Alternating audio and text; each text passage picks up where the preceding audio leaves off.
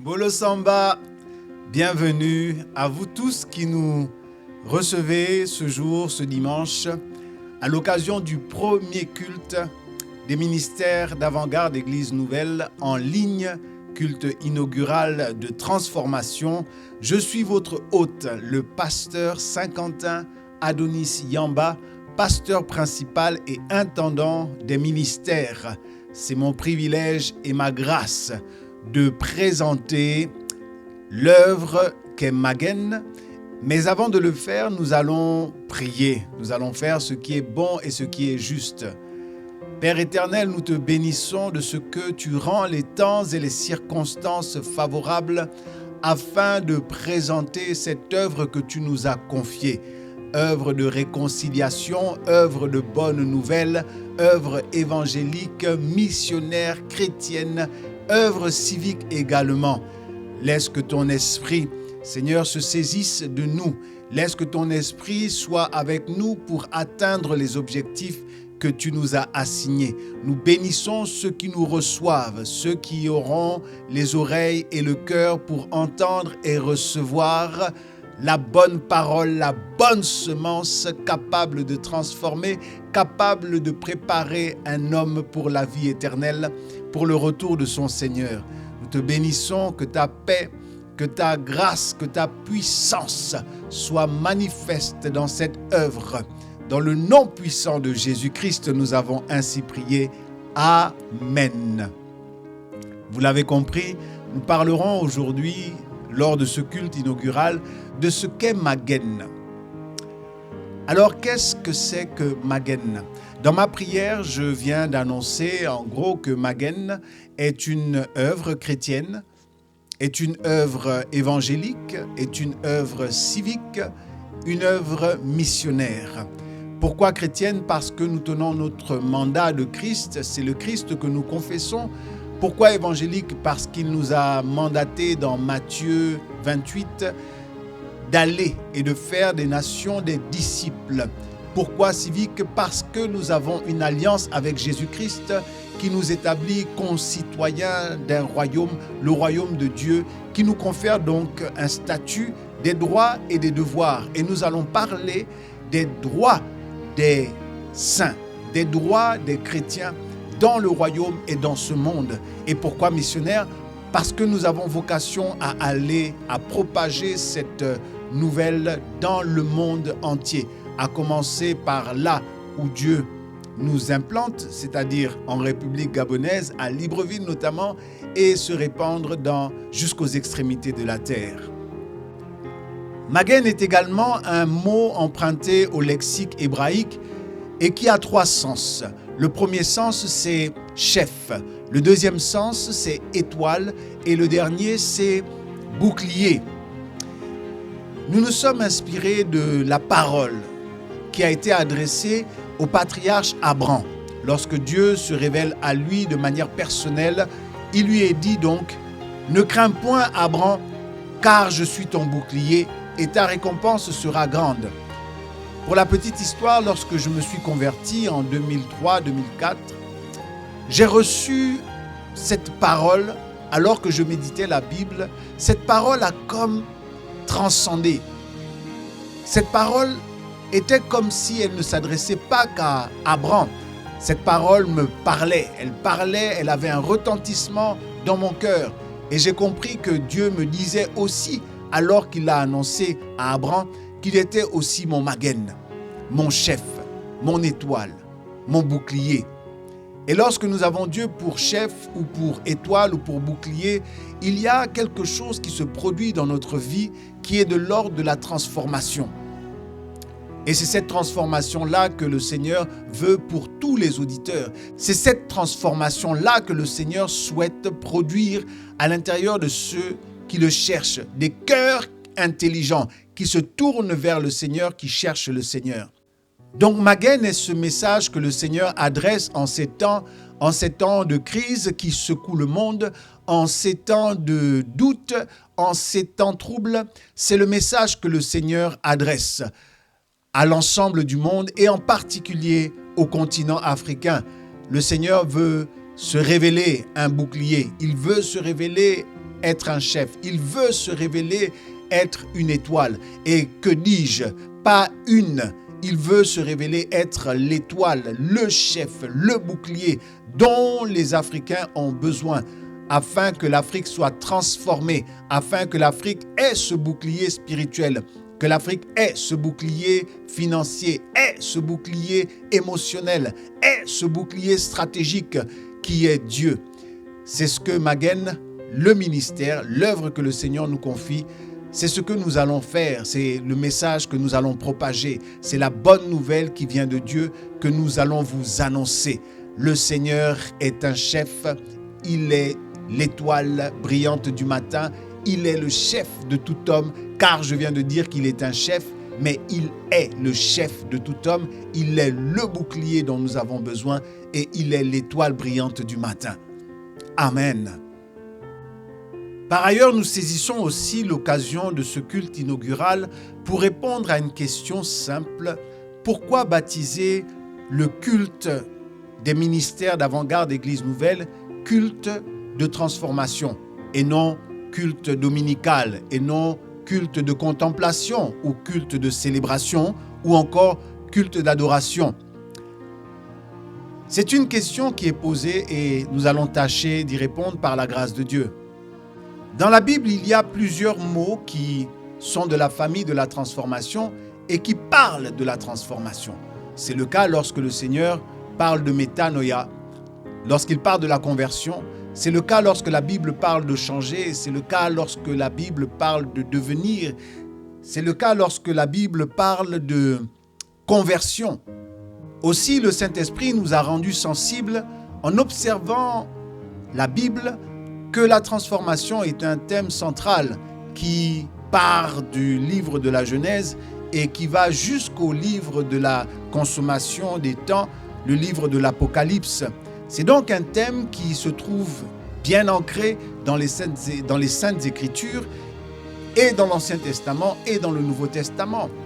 Essayons de regarder un peu ce que le Seigneur Jésus-Christ dit lui-même lorsqu'il commence son ministère. Il annonce aux hommes qu'ils ont à changer. Il dit « repentez-vous ». Le verbe « repentir » qu'il utilise, qui est traduit en français du grec « métanoïa », parle d'un changement à l'intérieur. La métanoïa, c'est faire volte-face, aller dans une direction, puis prendre la direction opposée. La métanoïa parle d'un changement de référentiel, un changement de valeur interne, un changement de mentalité, un changement de la perception que l'on a de Dieu. Car nous allons le découvrir, il y a une perception erronée que l'on a de Dieu, il y a une image dénaturée de Dieu qui se trouve quelque part à l'intérieur de nous. Et la métanoïa sert donc à ce que l'homme qui exprime du regret par rapport à son péché est un homme qui expose son cœur afin de recevoir une semence qui va commencer à le transformer. Le prédécesseur de Jésus-Christ en la personne de Jean-Baptiste disait la même chose. Il disait à ses auditeurs « Qui vous a appris à fuir la colère à venir ?» Je vous le dis, produisez donc des fruits dignes de la repentance, dignes du changement, dignes de la transformation. L'apôtre Paul, par la suite, en Romains 12, au verset 2, mais nous lirons à partir du premier verset, qui dit que « Par les compassions de l'Éternel, je vous exhorte à offrir vos corps comme un sacrifice saint, agréable à Dieu, ce qui sera de votre part un culte raisonnable. » Et au verset 2, il dit « Ne vous conformez pas au siècle présent, mais soyez transformés par le renouvellement de l'intelligence afin que vous discerniez quelle est la volonté de Dieu, ce qui est bon, agréable et parfait. » Il est question dans ce verset d'être transformé par le renouvellement de l'intelligence, car discerner la volonté de Dieu en dépend. Ce qui est bon, agréable et parfait vient de ce renouvellement, de cette transformation par le renouvellement de l'intelligence. En 2 Corinthiens, au chapitre 3, le verset 18, l'apôtre Paul va encore un peu plus loin en disant qu'il y avait quelque chose qui s'était produit du temps de Moïse qui affectait Moïse en transformant l'apparence de son visage, mais qui ne pouvait pas affecter le reste des participants, c'est-à-dire le reste du peuple. Mais qu'en Christ, il y a quelque chose de différent qui se produit, et ce qui s'était produit avec Moïse est capable de se produire avec tous ceux qui se tournent vers le Seigneur. Il dit que lorsqu'on se tourne vers le Seigneur, le voile est ôté.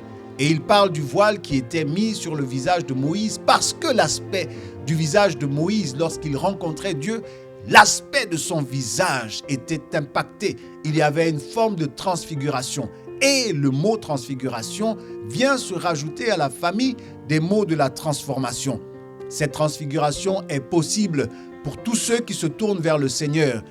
Et comme le visage découvert contemple l'image au travers d'un miroir, et nous sommes transformés en la même image, de gloire en gloire, comme par le Seigneur l'Esprit. Il est donc question de transformation. Si je viens là de prendre quelques textes du Nouveau Testament pour poser le fondement et la base de cette transformation, que ce soit dans la contemplation qui a pour résultat la transformation, ou que ce soit par l'annonce de l'Évangile qui est possible lorsque un homme se tourne vers le Seigneur et change de perspective, nous allons voir aussi ce que l'Ancien Testament dit au sujet de la transformation. Mais regardons un peu ce qui s'est produit dans le Jardin d'Éden avec le couple primitif Adam et Ève. Il y avait l'ordre formel de Dieu interdisant à l'homme de consommer le fruit de l'arbre de la connaissance du bien et du mal. La femme a été séduite, elle en a mangé. L'homme a désobéi, il en a mangé. La mort a été la conséquence. Mais pourquoi le couple a-t-il été chassé d'Éden? Était-ce à cause de la désobéissance ou était-ce à cause de la séduction? Non, non. La raison pour laquelle l'homme et la femme ont été chassés d'Éden, c'est à cause de la transformation. Eh oui, à cause d'une transformation. Lisons ce que le Seigneur dit. Il dit que l'homme est devenu comme l'un de nous pour la connaissance du bien et du mal. Alors empêchons-le donc d'approcher, d'étendre la main, de consommer le fruit de la vie afin de vivre éternellement dans le péché. C'est moi qui rajoute dans le péché, mais afin de vivre éternellement dans une position, dans un état qui n'était pas l'état originel, car il dit l'homme est devenu. Donc l'homme a été transformé. L'homme a consommé quelque chose qui l'a transformé parce que est devenu et au passé. Ce n'est pas l'homme est en train de devenir, l'homme est déjà devenu. Oui, lorsque l'homme s'est rendu compte qu'il était nu, lorsqu'il s'est rendu compte qu'il avait honte, lorsqu'il s'est rendu compte qu'il avait peur de Dieu, cela a été un signal qu'il y a quelque chose, il y a une connaissance qui est en l'homme qui transforme l'homme. Et c'est à cause de la transformation que l'homme a été chassé du Jardin d'Éden. Une transformation qui a dénaturé sa ressemblance à Dieu et qui ne lui permettait plus de rester dans la parfaite proximité avec son Créateur. Cette transformation qui dénature l'homme doit subir une contre-transformation pour ramener l'homme à son image, d'où la métanoïa dont Jésus-Christ parlait. La Bible aussi, le livre de la Genèse aussi, notamment avec le changement des noms d'Abraham en Abraham, de Saraï en Sarah, manifeste aussi cette notion de transformation. Pour le couple Abraham et Sarah, il était question d'être transformé pour recevoir l'héritage, la promesse de Dieu, le fils de la promesse. Il y avait nécessité d'une transformation. Et cette pensée de transformation se poursuit notamment dans le livre d'Exode. Lorsque Dieu a le projet de venir habiter au milieu de son peuple, il se souvient que l'homme est dans une configuration qui n'est pas la bonne, qui n'est pas véritablement à sa ressemblance. Et voici ce qu'il annonce à Moïse en disant « Vous serez saints car je suis saint ».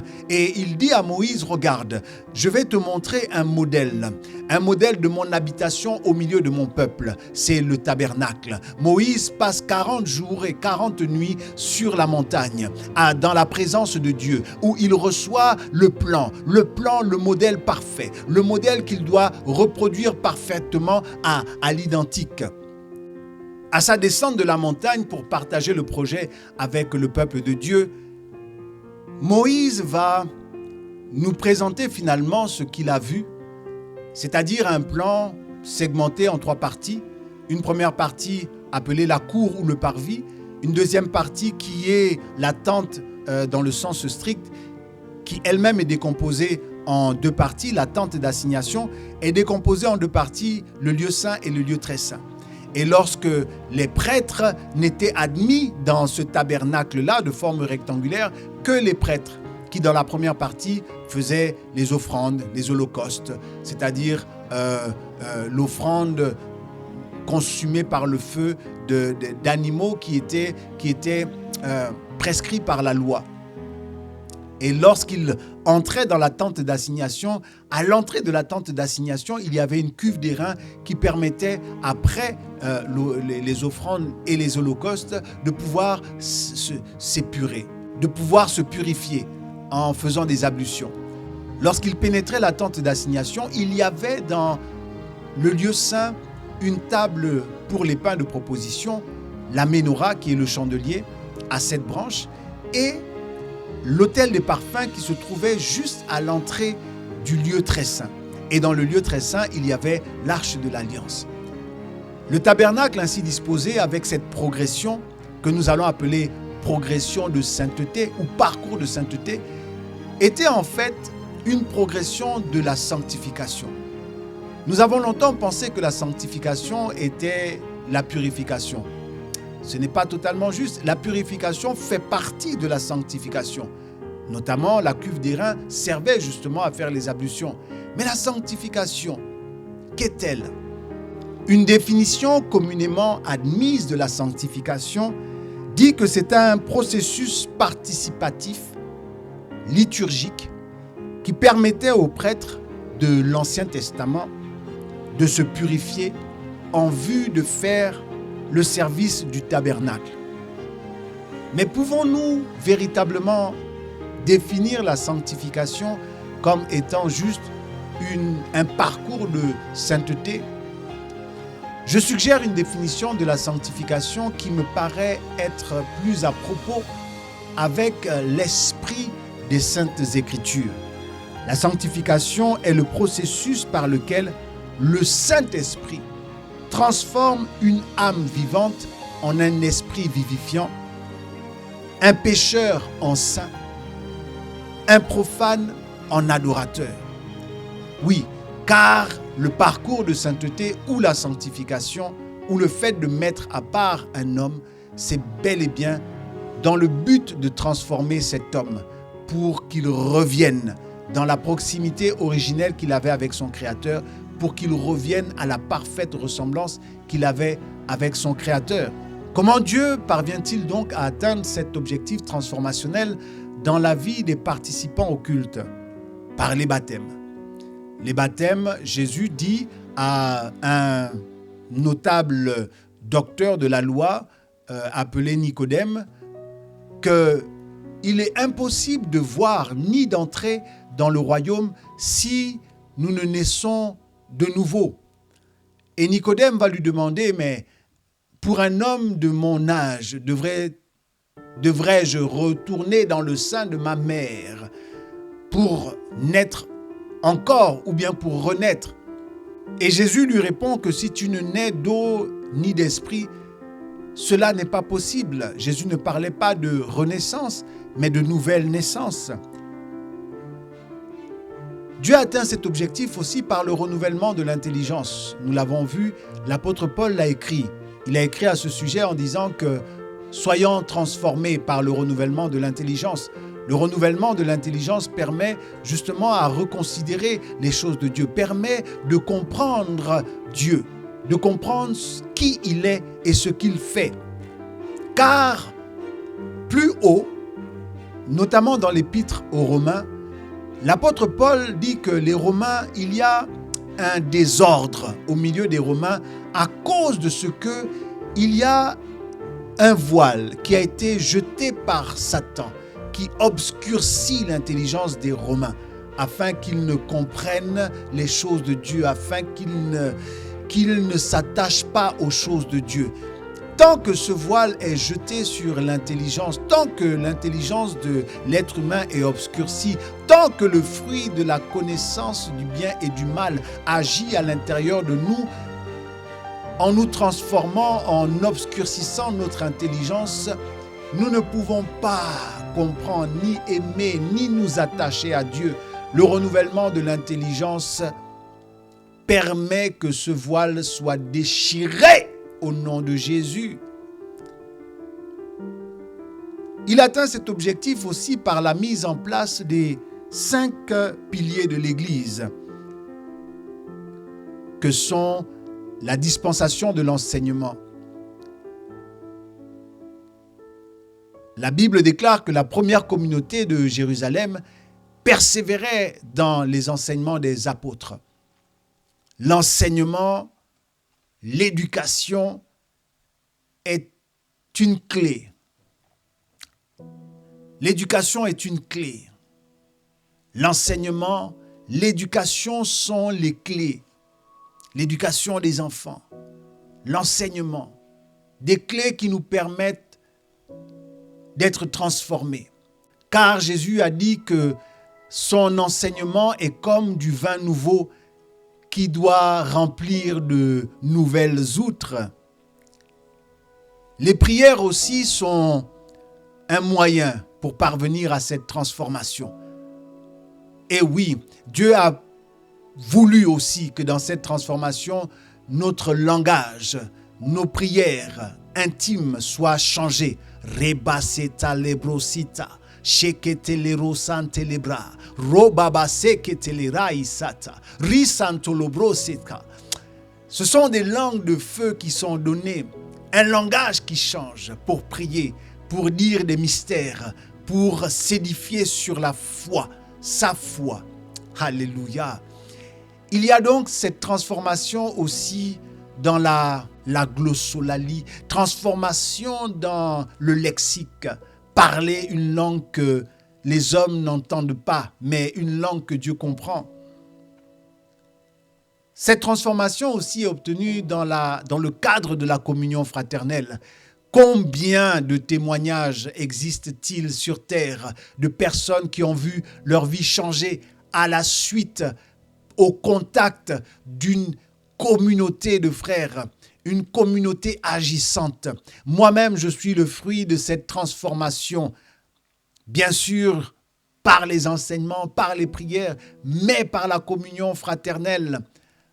Le pasteur qui m'a plongé dans les eaux du baptême m'a aussi hébergé pendant quelque temps. Et au contact de la communauté des frères, ma transformation a pu se mettre en place. La Bible déclare que la mauvaise compagnie a le pouvoir de corrompre les bonnes mœurs. Et si c'est vrai pour la mauvaise compagnie, cela aussi vrai pour la compagnie des sages.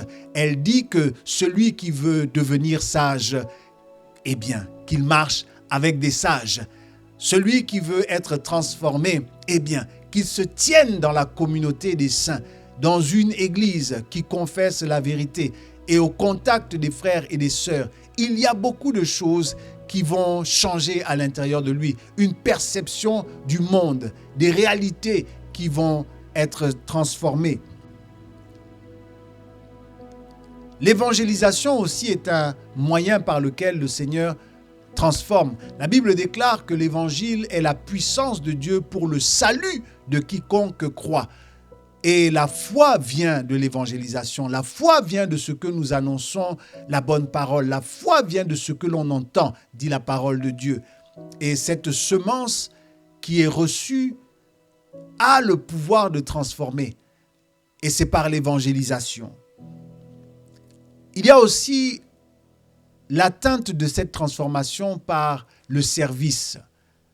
Être au service de Dieu. Pas seulement dans l'Église, mais avoir la conscience que là où on se trouve, si l'on est chef d'entreprise, si l'on est même haut gradé ou bien militaire, si l'on est un docteur, que là où on se trouve au service de Christ. L'apôtre Paul dit « Servez Christ le Seigneur, servez le Seigneur ».